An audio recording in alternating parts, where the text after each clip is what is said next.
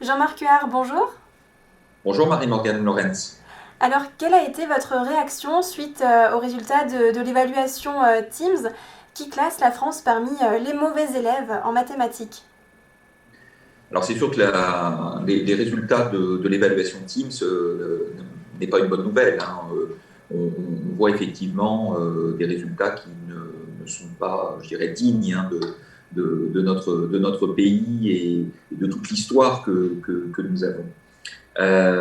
Donc évidemment, j'ai été, comme chacun, déçu. Nous sommes en dessous des moyennes, hein, de l'Union européenne, et puis nous sommes effectivement en bas du classement. Donc ce sont des résultats qui ne sont pas bons.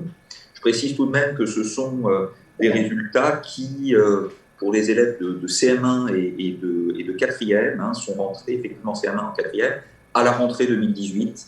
Hein, donc ce ne sont pas des résultats immédiats. C'est important de le préciser parce qu'il faut évidemment avoir en tête tout ce que nous avons engagé depuis. Alors justement, est-ce qu'il y a des projets qui sont en cours ou qui vont être menés dans les établissements scolaires en ce sens?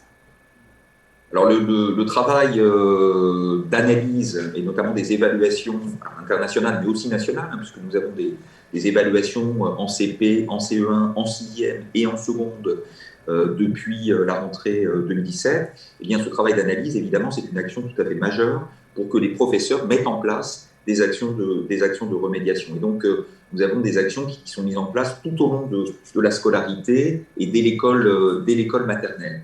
Nous avons également un certain nombre d'actions permettant de sensibiliser notamment les filles aux mathématiques, puisque si en CP, les résultats sont à peu près équivalents entre les filles et les garçons, bah, dès le CE1, on voit que les résultats des filles marquent un peu le pas et les garçons, effectivement, ont des résultats qui sont meilleurs. Il faut absolument agir sur cet aspect genré des résultats en mathématiques. Et puis, nous avons toutes les actions, évidemment, pédagogiques avec nous avons des conseillers pédagogiques départementaux qui accompagnent les professeurs, qui mettent en place des formations permettant véritablement, je dirais, d'accroître le niveau des élèves en mathématiques. Et est-ce qu'il y a des changements qui seraient à effectuer au niveau de la formation des enseignants? Alors c'est tout l'enjeu, la formation des professeurs est tout l'enjeu.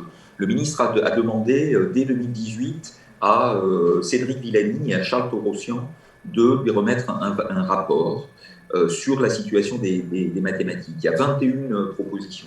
Et parmi ces propositions, il y a une formation lourde, je dirais, pour les professeurs des écoles en mathématiques. C'est très simple. On construit en fait ce qu'on appelle des constellations d'à peu près 6, 8 professeurs qui sont formés de manière massée sur l'année, véritablement sur la didactique des mathématiques. C'est le plan mathématique de Cédric Villani et de Charles Torossian qui est mis en œuvre et qui passe d'abord par la formation des professeurs.